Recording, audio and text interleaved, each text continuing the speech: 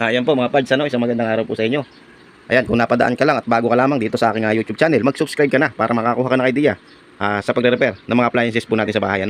So ayan, ngayon may tuturo po ako sa inyo kung paano mag-repair ng ganitong appliances tulad nito, microwave oven. So ang problema nito, ayan, tinanggal ko na po yung takip, yung cover, para po mabilis po tayo sa panonood. So ang naging problema po nito, ayaw pong uminit, sabi ni customer. Ayan, so ayan, ano ba yung dapat natin i-check pagka po ayaw uminit ng ganitong ating microwave. Yung mga microwave po ngayon mga parts, ganito na yung uso. Ganito na yung pinaka-latest na model, touch screen na, pinipindot na lang siya, Hindi katulad nung dating microwave natin na dipihit, Ito kahit tumingin kayo sa online nito, mga ganito na, touch screen na, So maganda naman. Ayos naman to yung mga ganito. At madali din naman tong i-repair, Ayan, So madalang po ang nasisira ng board na to, dito sa touch screen, madalang po nasisira. So ito, ang mga dapat po natin i-check dito yung ito. Una-una, i-check natin itong magnetron. So paano ba ito i-check? Mamaya tuturo ko po sa inyo, Bibigyan ko po kayo ng technique. Pangalawa, itong ating capacitor, Paano ba ito i-check? Tuturo ko rin po sa inyo mga parts, At pangatlo, airing ating high voltage diode. So itong transformer na to mga parts, ayan hindi nakasaksak yan, Mag-iingat kayo, Mag-iingat po kayo sa pagre-repair ng ganitong appliances, tulad ng ganitong microwave. Ito po kasi mga high voltage to, Hindi basta-basta ito pinakikialaman kung kulang ka sa kaalaman. Kinakailangan bago po kayo mag-repair ng mga ganitong appliances na ganitong high voltage, kinakailangan meron po kayong sapat na kaalaman or experience, Mahirap po kasi baka po mamaya madisgrasya po kayo kasi nga high voltage to, yung mga ganitong appliances, Ayan. So balik tayo. Ito nga palang transformer na to. Ito transformer to, madalang po ang nasisira niyan, So pag ito nasira, mapapansin niyo naman may sunog. Ganun yan pagka nasira yan, So yan, madalang nasisira ng transformer na yan, Yan, So pangkaraniwan nasisira diyan, ito nga magnetron, high voltage diode, capacitor, at saka yung ating yung ating ano tawag din sensor ng init. Ayan, So tinanggal ko na po yung wire, Ito bumbilya to, itong kulay black na to, bumbilya. Ayun, silipin niyo sa ilalim. Bumbilya yan. Bumbilya yung black na yan. So susunod, i-check nyo rin yung mga switch. Ayan, May mga switch po yan, Ayan, Dalawa po yung switch niya, ayan, So paano mag-check nito? Tara, samahan niyo po ako. So ayan, ito temperature control. Una po natin i-check yan. Gamit po tayo ng tester, I-set lamang po natin sa times 10, or x10. So ayan. So ito yung ating temperature control. Ito. So kinakailangan meron tayong makukuha dito, at papalo lang hanggang 0. Ayan. So pagka ganyan, tatanggalin niyo po itong yung isang socket na wire, pagka po magte-test po kayo ng ganito, So ayan. So pagka ganito yung palo niya, okay siya, goods, pumalo ng hanggang 0 yung ating tester. So next po natin na gagawin, ito pong magnetron, So may sakit po yan, ito.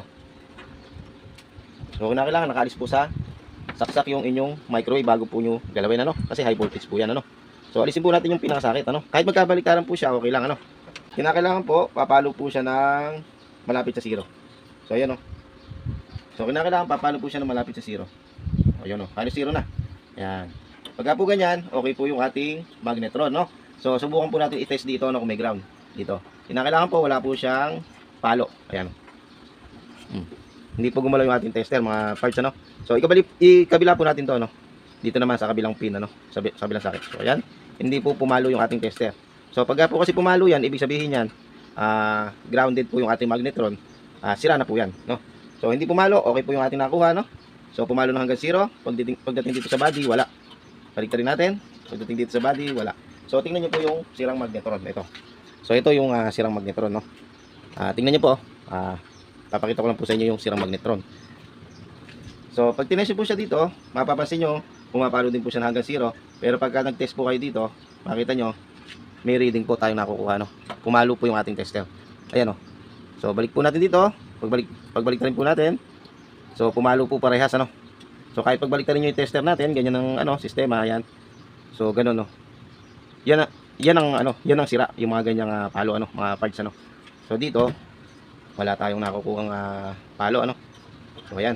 So ibig sabihin nun, pagka meron kang nakukuhang reading sa body, ibig sabihin nun, sira yung inyong magnetron. So bago po kayo magpalit ng magnetron, ito po ang inyong tatandaan, mga parts, bago po kayo magpalit ng magnetron, tingnan nyo po muna yung ampere. Ayan o, 210 ampere. Kinakailangan po parehas lang. Ito napalitan ko na to, bago na to, no? Bago na tong magnetron na to. So, okay lang po siya kahit lumaki po ng konti kasi magkaiba po siya ng brand.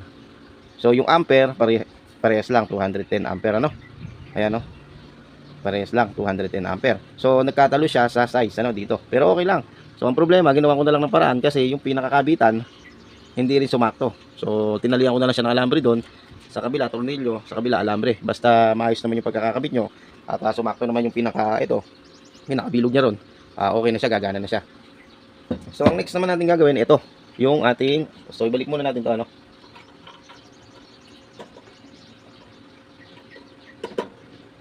Ayan. So, itong ating high voltage diode, ano. So, alisin po muna natin dito, ano.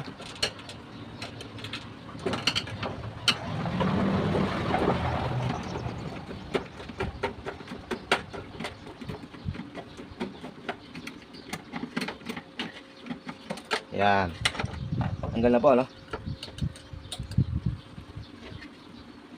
So, ayan, tanggal na po. So, kailangan po, pagka po magte-test tayo ng ating high voltage diode, mga parts, kinakailangan po, ganito. Ito, may tester po tayo. Ay, set po natin to sa times 10K. Kung meron naman yung tester nyo ng 100K, pwede. No? So, ito, i-set natin sa times 10K. Pagka po kasi dito sa times 10 or times 1, hindi po siya mari-reading. Ano? Tingnan nyo po, times 1. Hindi po tayo makakakuha ng reading dyan. No? So, hindi man lang gumalaw yung ating tester. Ano? Times 10. So, hindi. Times 1K. Wala. So, hindi gumalaw, ano. So, i-set po natin sa times 10K. Tingnan nyo po, mga parts. Ayun, meron po tayo nakukuha, no. So, kinakailangan po, yung ating negative dito, at yung ating positive dito sa may guhit, kinakailangan may reading, ano. So, ayan, may reading po tayo nakukuha. Pumalo po yung ating tester, ano. So, kinakailangan pagka pinagbaliktad natin itong ating test probe, wala po siyang reading. So, ayan, no. Pinagbaliktad po natin, walang reading. So, pagka po ganito, yung ating high voltage diode, ay buo siya. So, ang next naman natin gagawin, yung ating capacitor. Paano ba mag-test ng ating capacitor, ano? So, kinakailangan, tanggalin po muna natin yung isang linya, ano? So, tanggalin po natin yung isang linya. Yan. So, yan, natanggal po yung isang linya. Ngayon, magte-test po tayo ng capacitor. Iset po uli natin to sa times 10. So, ngayon, paano mag-test nyan? Ay, hindi po times 10, times 1K pala. Sorry. So, ayan. So, ayun. Pagka pumitik siyang gano'n, kinakailangan babalik. Ayun. Pagka hindi bumalik yan, ibig sabihin nun, yung ating capacitor ay sira na. So, pag pumitik siya, so, i-adjust ulit natin, times 10K. Tingnan nyo po. Oh, ayun o. Kailangan babalik siya sa 0, no? Yun. Pero dapat, times 1K lang, ano? Sa nga pala, mga parts, ano, bago po kayo mag-test ng capacitor, i-discharge yung po muna, ano? So, kanina po kasi discharge ko na to, no? Kaya, hindi ko na po naipakita sa inyo. Pero, i-discharge nyo po para sigurado po, ano? So, ayan. Times 1K. Test. Kailangan babalik sa 0. So, okay. So, ibig sabihin niya, buo yung ating capacitor. So, ang next naman nating susunod na itetest, ano? Yung ating, yun nga, yung mga fuse po na yun. So, asan ba yung mga, ito, yung fuse. Ayun. Ayun yung fuse niya, yun, o. So, itetest po natin yung fuse niya. So, kinakailangan, meron po tayong makukuha dito, ano? Mas maganda, tanggalin na natin, ano? So, alisin natin.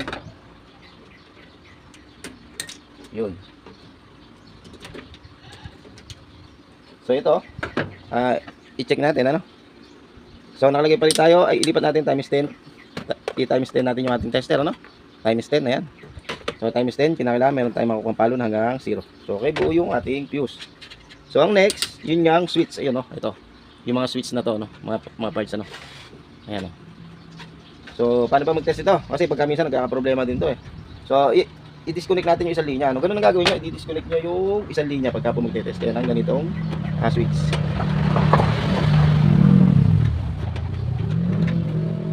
Yun. Disconnect na yung isang linya, no? So, test natin. Pagka nakasarado yan, kinakailangan, meron tayong makukuha na palo. Yung ating tester kailangan papalo ng hanggang 0. So, times 10 pa rin tayo, no? So, test natin. Nakikita po sa ating camera. Yun. Meron po tayo nakukuha na hanggang 0. So, okay. Buo yung ating switch. Ganon din po sa kabila dito. Ganon din po ang pag-test nun, ano. Dalawa po kasi switch niyan, ayun, oh. So, ganon. So, okay naman po yung switch na yan, ano. Hindi na po natin tatanggalin, hindi na po natin papakita sa inyo kasi ganon din po yung ating gagawin dyan na pagtetest. So, okay naman po yun, natest ko na rin po yun. Kasi pagka po sira yung switch na yan, hindi rin po tatakbo yung ating kuryente, no. So, balik na po natin, ano.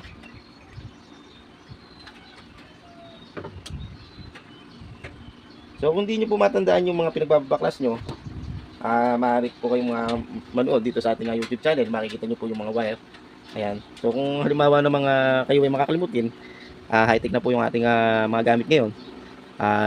Yung cellphone natin may camera. Pwede nyo pong picturean bago nyo po pagkakalasin yung mga kuryente, no? Para po hindi po kayo mamali, ano?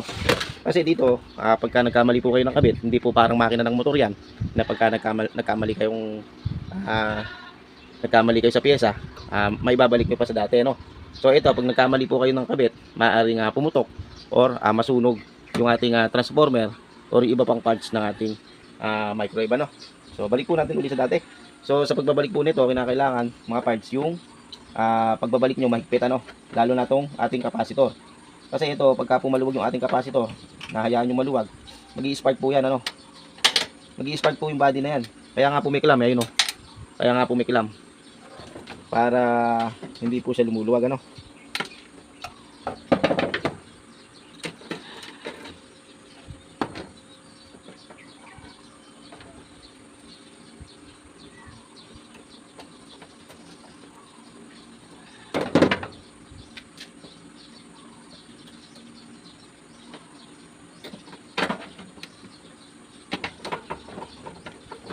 So yan, kinakailangan po mahigpit mga parts. Hindi po pwede kasi gagalaw-galaw yan. Mag-i-spark kaya sa ilalim ng body ng ating capacitor. At masisira yung ating diode, ano? Yung high voltage diode na yan, masisira yan. Baka mandamay pa, masira din yung ating magnetron. Kinakailangan mahigpit, okay? So kinakailangan yung pan, walang tinatamaan kuryente. Kasi minsan yung kuryente magaganyan, no? Yung pan natin hindi makakaikot. Ayan, pagka kayo magkakabit ng capacitor, yung kuryente na to, minsan umaharang dito sa pan na yun, hindi nyo mapapansin kasi may cover na yan.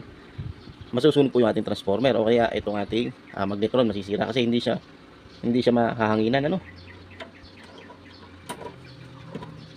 So yan, baba lang natin to. So okay, layo natin sa ano. So ngayon, testingin po natin, ano. Itong ating wire, mapapansin nyo naman pagkasira, yung ilaw hindi ilaw. Pero check nyo rin, ano, yung wire. Paano ba mag-test nito? Ito, times 10 din to.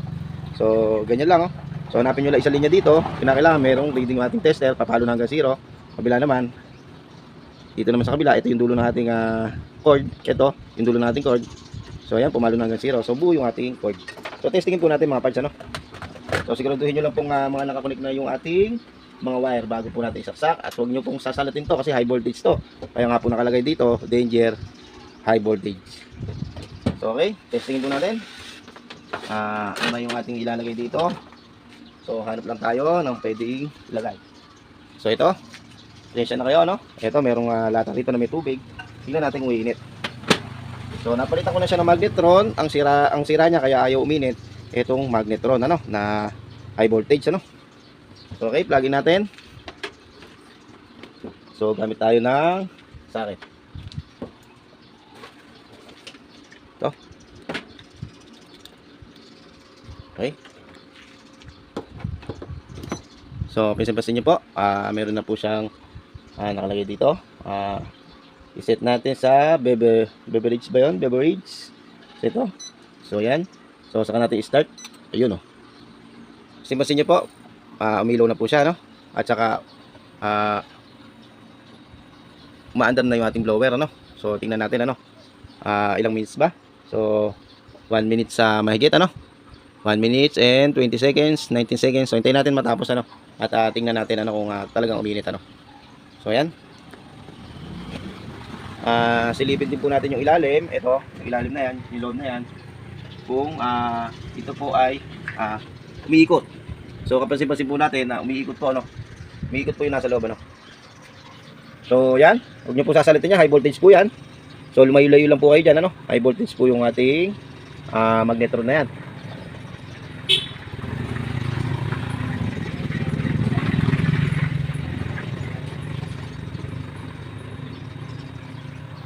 Ayan, malapit na. Seconds na lang mga parts.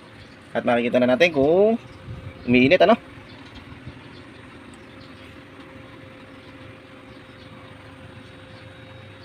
So, yan. So, ilang seconds na lang ano. So, 9 seconds. Malapit na matapos. Yun. So, namatay na rin yung ilaw niya. Pati yung pan niya, namatay na. Tumunog na. So, yan palag po muna natin para sigurado. High voltage yan. So, tingnan po natin. Yun. Yun, minute na oh.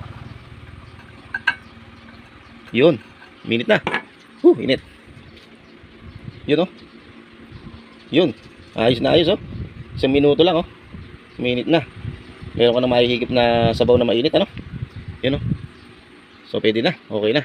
So, yun lang ano. Mga parts ano. Ganun lang mag-repair ng ganitong appliances na microwave. Ayan, thank you. Maraming salamat sa inyo mga boss ano. Ayan, hanggang sa muli at God bless you all.